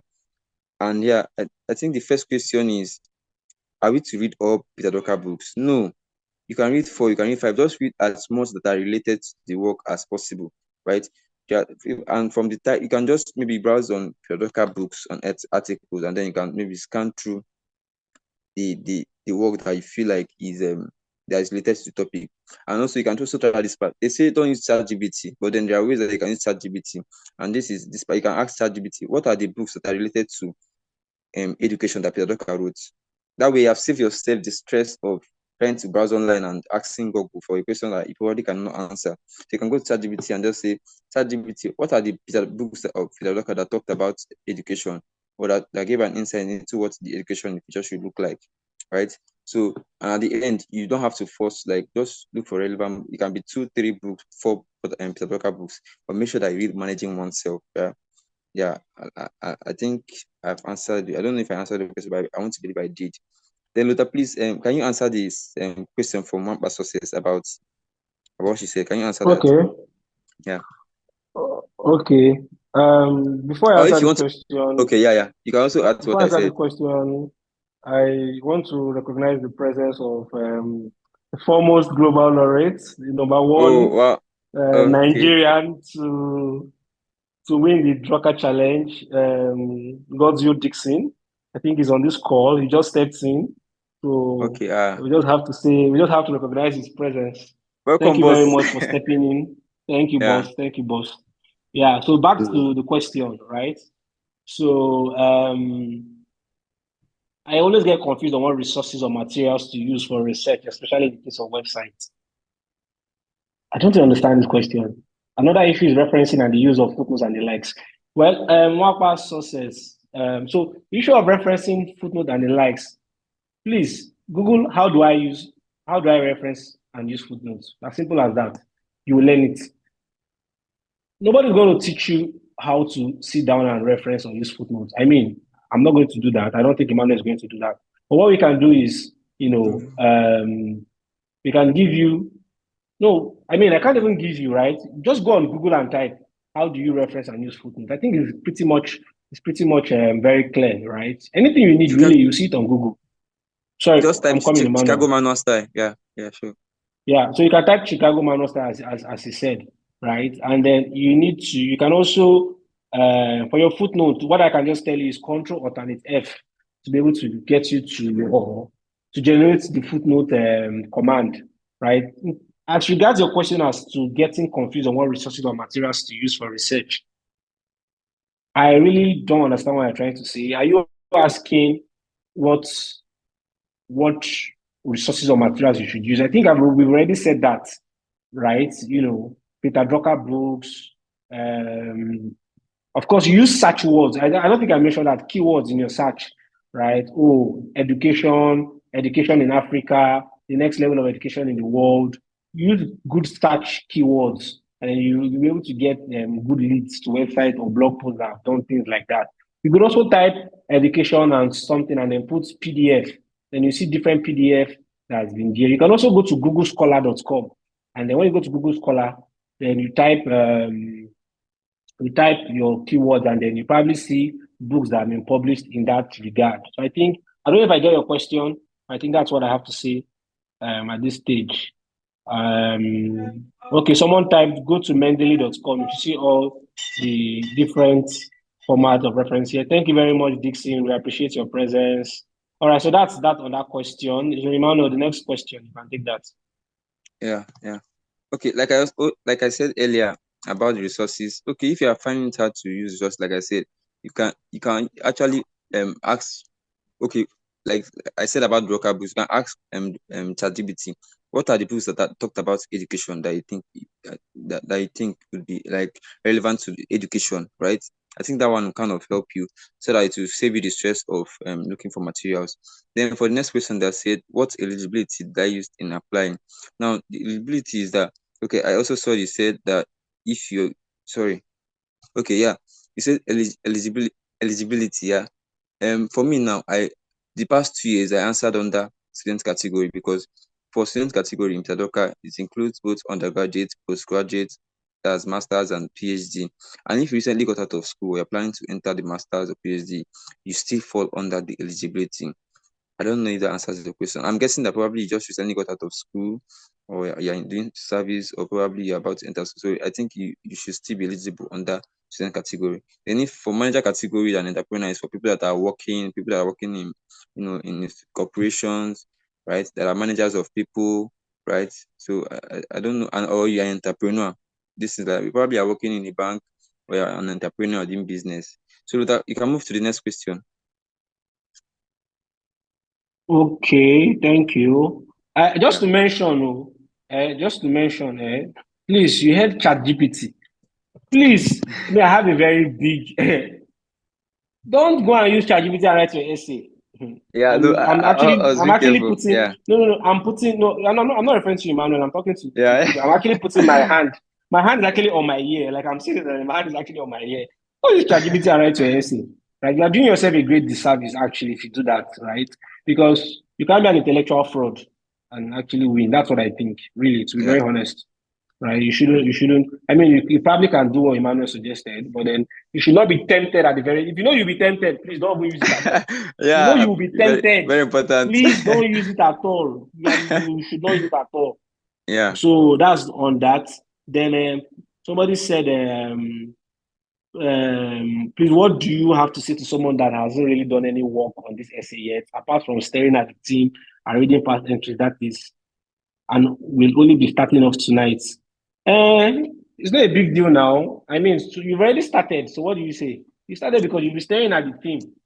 Now the question is, have you been thinking about it? It's not enough to stare. Have you been thinking about it? If you have, then you're making progress, right? I mean, it's not. I spent a lot of time thinking about my approach. We shot close to 1 month, right? Again, you should be careful though. So I mean, you don't have a problem, trauma. So just make sure that you commit to starting, and then to commit to start, finish, and submitting. So I'll just go to the next question quickly because of time, Emmanuel. Under which category do I write if I'm okay? I think I've said that.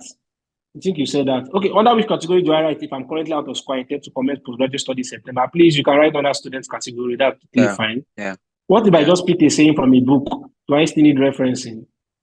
Now you're saying? No, it's not exactly. Do you get? So it's it's not your saying, right? So of course you should also know that referencing also applies to ideas. It's not even. It doesn't need to be verbatim. If you got an idea from a source, you're also supposed to cite it just in case you're not aware, right? You should not also. It's not even limited to quotes. So you asking whether you should cite a quote, right? It shouldn't even be in the first place. But I understand it. I understand there's no shame in asking, and then I hope you have your answer. Yes, you need to reference it. Okay. So that's fine. So Can I add something? you can continue. Okay. Okay. Sure, yeah. If the saying is actually something that is a general knowledge, I don't think you need to attribute. If it's something that is common, you don't need to attribute, right? Yeah, so I just wanted to point that. Then the next question states, if someone has registered under the student category, is it possible to re-register under the manager entrepreneur category if this person's status changes?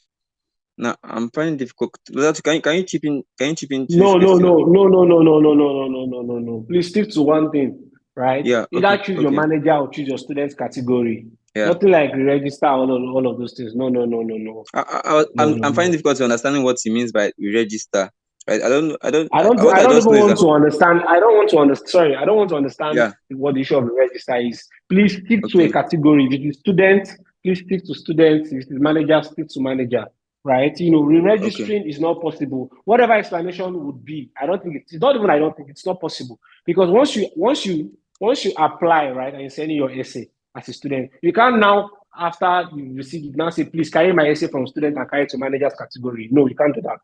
So please stick to a category, right? It's very simple. If you're a student or you graduated for the past 2 years, you know, I think you can apply under student category. That's totally fine, right? But if you are working, you are managing, I think it's as simple as that. If you are not working and you graduated, you can use students. If you are working and you're an entrepreneur, you can use managers. You can actually even be working and you're still a student. You can just decide to use students. I was working when I applied, right? And then, was I working? Yes, I was working, I think. Yeah. But I didn't use manager, right? I used student because I was still a student. So please, you don't need to be an undergraduate student. You can be a postgraduate student. You can even be a PhD student, right? You have, you know, so As you long as they're can not do that. 35. Yeah. Yes, exactly. Someone said something. Someone said, okay, no, before someone said, I think I should also mention, you can use images in your essay. Yeah. You can use diagrams. I think I didn't mention that. I don't think Emmanuel mentioned that. You can use diagrams or I didn't. images. You can also conceptualize your own. I did that in my second essay, right? I created some concepts, right? With Mad my concepts. own using Canva. Using Canva. So you can actually what's it called? Create your own and then you credit yourself, right? So I gave myself the credit. I said credits author, right? I think it gives this authenticity that, Originality. oh, Yeah. okay, not only are you thinking, yes, you're able to create your own pictorial representation of your thoughts, right? It could be just be a very simple diagram. If you are someone that uses Canva, you can design, please do something very simple and then you can, you can cite yourself as the author of that graphic. It makes sense. So I think over to you, Emmanuel. So let's conclude this. Yeah. Okay. Got Yeah. you have a question. Yeah, he said if there's a video segment. Yeah, it seems they said after the first round they'll select top 20, and those top 20 would now be asked to do a 5 minute video where they summarize their essay. So I think but it's not the first part of the essay. It's after they write the essay that they will now, if you now proceed to the next round in July, they will now inform you to now submit the 5 minutes. I think it's the 5 minutes, but go through the guidelines to be sure. Then they also somebody asked, is the challenge limited to a specific? Hold on. Let me add something. Sorry, hold on, Emmanuel. Hold on. Yeah. Hold on. Sorry, hold on. All right. So just to point out, right? Just to point out very quickly, I intentionally did not mention this issue of the video recording because I figured two things. First, it would discourage a lot of people to apply. I know it would discourage a lot of people to apply, right? And then, I mean, it shouldn't be so. This is the first time they are bringing this, by the way. And then, at this stage, I don't think you should concern yourself about the video recording now, to be very frank with you. Why? Yeah. Because, sorry, hold on.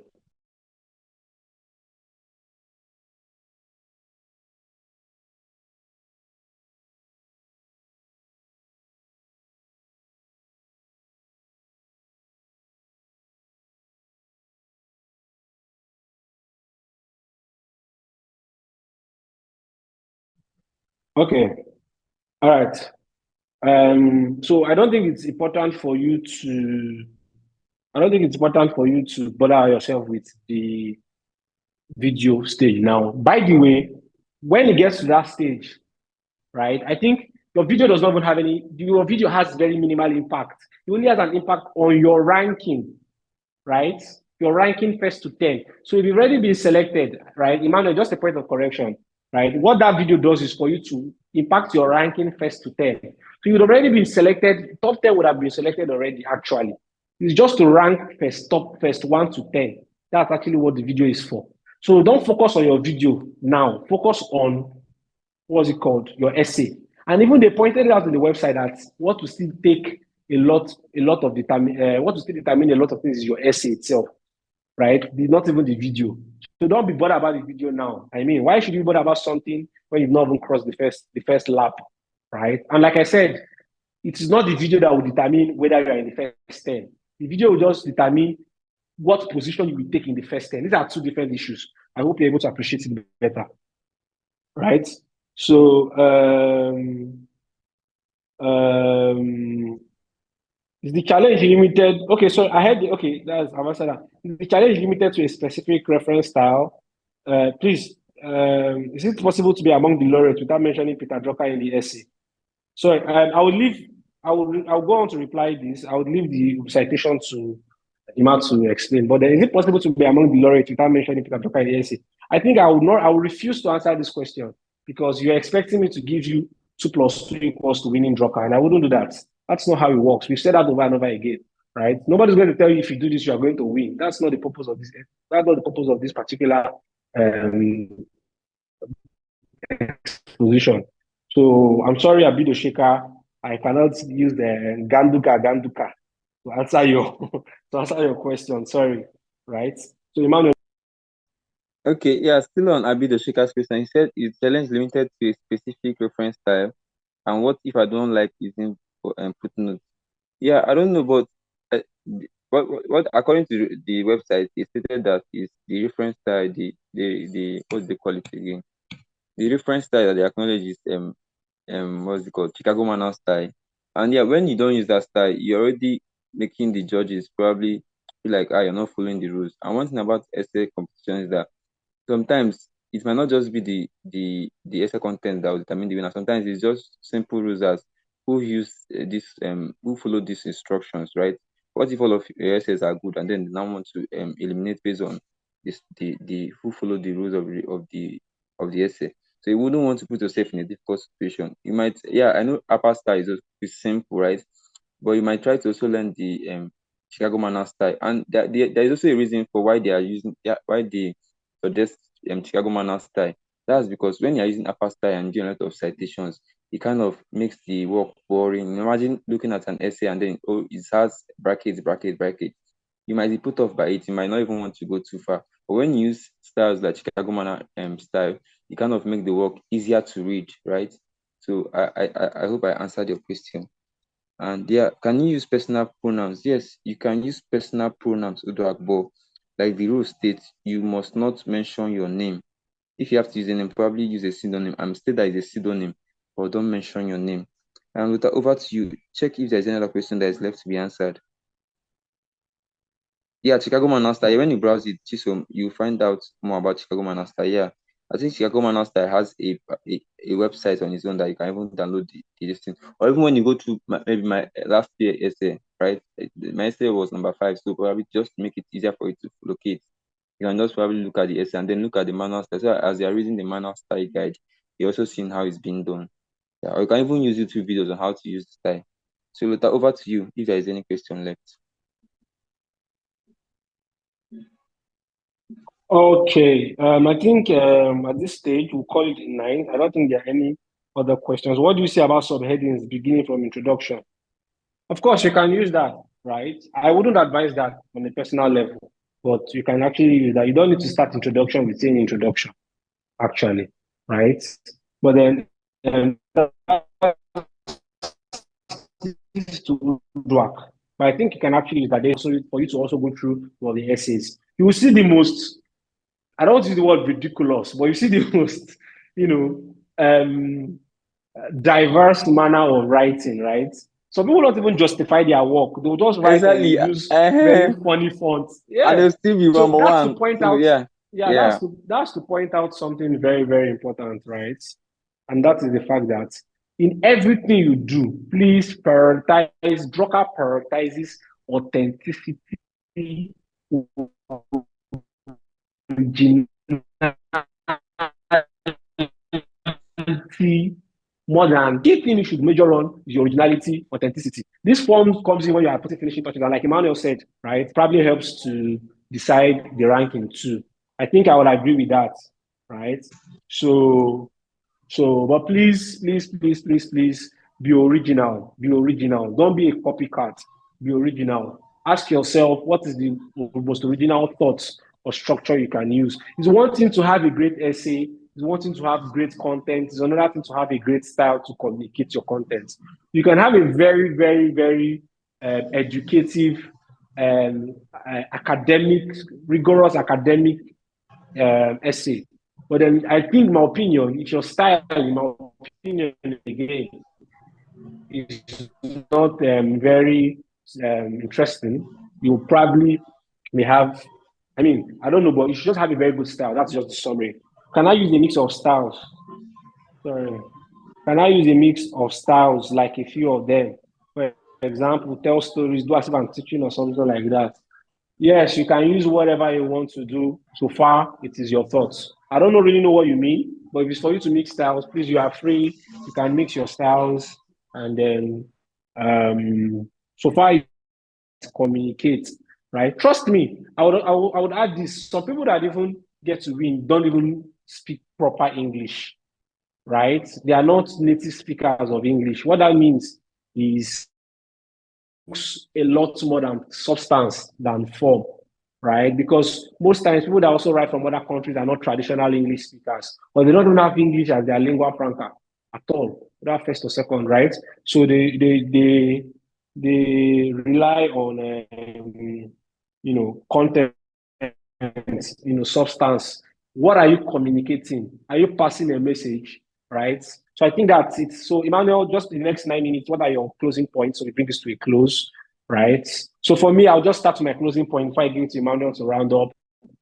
So yeah, it's okay to listen. It's okay to attend seminars or webinars like this, right? It's okay to, motivation is never in shortage, right? What is in shortage is action, right? Everywhere. Trust me, it's always everywhere, guys. It's always everywhere, right? It's on LinkedIn. It's when you are sleeping. It's on your status. People are doing amazing things. It's usually everywhere. But what is actually in shortage is action. It's not okay to know what you need to do, what you know, right? You can know what you need to do, and then you end up not doing what you know. And then the world belongs to the doers, not to the knowers, right? You can know it all, and then you are not a performer, and nobody cares what you know. People care what you do. So please go out there, be a doer, put your pen to paper, think through. Drucker is something you would like to change your life for good, and then it's a bragging right in its own right. Thank you very much for attending this. And then if you have any questions, please reach out to Emmanuel. You can also reach out to me, and I'll drop my email if you have any questions you need me to attend to. Thank you very much, and God bless you. Yeah, thank you very much, Lota. Thank you very much, Lota. I don't think there's anything I would like to add. I'll just say that you should just try. I mean, you don't have anything to lose participating in this essay. If not for anything, at least that ability that it will teach you a lot about writing, to improve your writing.